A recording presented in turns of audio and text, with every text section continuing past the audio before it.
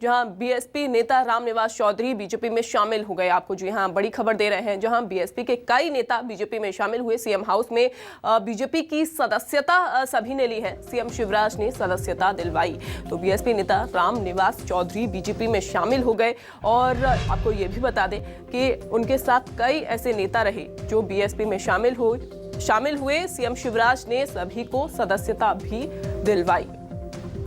सदफ लगातार बनी हुई है। सदफ बीएसपी की तरफ से कहा जा रहा था कि उपचुनाव में वो नहीं उतरेगी, लेकिन अब नेताओं के बीजेपी में शामिल होने की जो कवायद है वो शुरू हो गई है। जी बिल्कुल अंजलि, जब से उपचुनाव की तारीखों का ऐलान हुआ है तब से जो राजनीतिक दल हैं उनका पार्टी बदलने का सिलसिला भी शुरू हो गया है। इससे पहले हमने देखा है कांग्रेस की सुलोचना रावत जो कि जोबट से प्रत्याशी हैं, उन्होंने बीजेपी की सदस्यता ली। उसके बाद उनके जितने समर्थक थे उन्होंने बीजेपी की सदस्यता ली। अब जो बीएसपी के जितने भी 25 से ज़्यादा कार्यकर्ता थे उन्होंने मुख्यमंत्री शिवराज सिंह चौहान की अध्यक्षता में बीजेपी को ज्वाइन किया।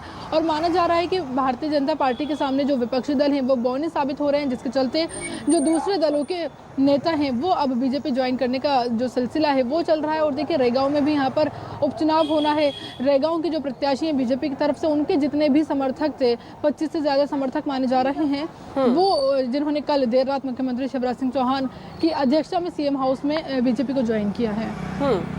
सदफ दूसरी तरफ देखा जाए, चूंकि बीजेपी को इससे कितना ज्यादा लाभ मिलने वाला है, चूंकि अब कांग्रेस छोड़कर जहां सुलोचना रावत बीजेपी में शामिल हुई, अब बीएसपी से भी कई नेता जो हैं वो बीजेपी में शामिल हो गए हैं। यानी कि एक मजबूती देखने को मिल रही है बीजेपी में, भले ही वहां पर भीतरघात देखने को मिल रहा हो।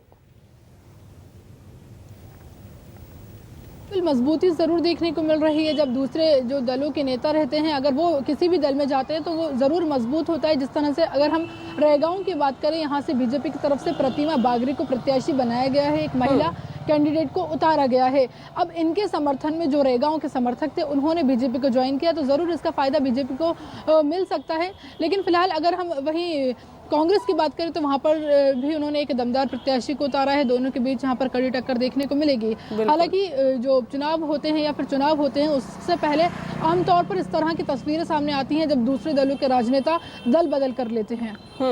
बिल्कुल बिल्कुल सदफ बनी रहिए। एक और बड़ी खबर जहां आपको ये बता दें कि खंडवा में आज चुनावी मैदान में कंप्यूटर बाबा उतरने वाले हैं। जी हां, जहां खंडवा में एक तरफ कमलनाथ पहुंचेंगे, वहां चुनावी दौरा करेंगे, वहीं दूसरी तरफ अब कंप्यूटर बाबा भी मैदान में उतरने वाले हैं। कांग्रेस प्रत्याशी के लिए प्रचार करेंगे, तीनों विधानसभा सीटों पर भी प्रचार करेंगे कंप्यूटर बाबा। वहीं 26 अक्टूबर तक अलग अलग सीटों पर प्रचार किया जाएगा, तो तीनों सीटों पर प्रचार करेंगे और खंडवा में भी अब प्रचार करेंगे। चुनावी मैदान में उतरने वाले हैं कंप्यूटर बाबा। सदफ लगातार बनी हुई है। सदफ जहां एक तरफ हम देख रहे हैं कि कांग्रेस से सुलोचना रावत जो है वो बीजेपी में शामिल हुई, वहीं दूसरी तरफ बीएसपी से तमाम नेता जो हैं वो बीजेपी में शामिल हुए। लेकिन अब एक कंप्यूटर बाबा सामने आए जो कि प्रचार प्रसार करते हुए दिखाई देंगे। कितना लाभ कांग्रेस को इसके जरिए मिलेगा? बिल्कुल देखिए, इसका लाभ कांग्रेस को तो देखने को मिलेगा, लेकिन आपको बता दें कंप्यूटर बाबा ने इससे पहले जब विधानसभा के चुनाव हुए थे उसमें भी कांग्रेस का समर्थन किया था। और ये भी माना जा रहा था जिस तरह से कांग्रेस की मध्य प्रदेश में सरकार आई थी, हालांकि 15 महीने ही सरकार रही हो, लेकिन योगदान माना जा रहा था कि कंप्यूटर बाबा ने प्रचार प्रसार किया था, उसका फायदा कांग्रेस को जरूर मिला था। अब कह सकते हैं कि एक बार फिर से जो कंप्यूटर बाबा है मैदान में उतर रहे हैं, उपचुनाव वाले क्षेत्रों का दौरा करेंगे, 3 विधानसभा सीट और 1 लोकसभा सीट के चुनावी दौरे पर जाएंगे, कांग्रेस प्रत्याशियों के लिए वोट मांगेंगे, प्रचार प्रसार करेंगे।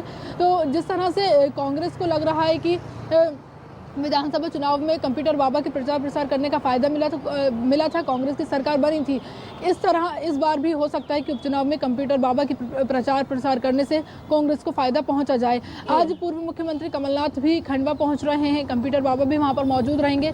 इसके अलावा तमाम कांग्रेस के जो बड़े नेता हैं वो वहां पर मौजूद रहेंगे और राज नारायण सिंह के लिए यहाँ पर प्रचार किया जाएगा, उपचुनाव का शंखनाद किया जाएगा, क्योंकि इससे पहले अभी हमने कांग्रेस के किसी भी बड़े नेता का कोई चुनावी दौरा नहीं देखा है। लेकिन बीजेपी की बात करें तो यहाँ पर मुख्यमंत्री शिवराज सिंह चौहान और बीडी शर्मा प्रदेश अध्यक्ष हैं, जो कि ये लगातार चुनावी दौरे पर हैं, इनके मंत्री भी चुनावी दौरे पर हैं। लेकिन कांग्रेस की तरफ से ऐसा बड़ा चेहरा सामने नहीं आया था जिन्होंने चुनावी दौरे शुरू कर दिए हों। लेकिन क्या है, आज से ये चुनावी दौरे शुरू हो सकते हैं, क्योंकि पूर्व मुख्यमंत्री कमलनाथ खुद आज खंडवा जाएंगे और यहीं से उपचुनाव का शंखनाद किया जाएगा। बिल्कुल, चूंकि सदफ बीजेपी लगातार ये सवाल भी उठा रही थी कि कोई भी बड़ा नेता जो है वो अब चुनाव प्रचार में उतर नहीं रहा है। हालांकि कांग्रेस के कुछ नेता जो हैं वो तमाम ये मांगे कर रहे थे कि कोई भी बड़ा नेता उनकी तरफ से प्रचार प्रसार में जुट नहीं रहा है, जितना बीजेपी में ये सारी चीजें देखने को मिल रही थी। लेकिन अब चूंकि कमर कांग्रेस ने पूरी तरीके से कस ली है और चुनावी मैदान में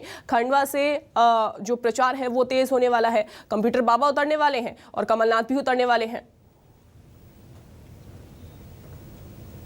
इस तरह से भी ये महत्वपूर्ण हो जाता है क्योंकि अगर हम उपचुनाव की तारीखों पर नजर डालें तो कुछ ही दिन शेष बचे हुए हैं। करीब 1 महीना भी नहीं बचा है बीजेपी और कांग्रेस के पास चुनाव प्रचार करने को।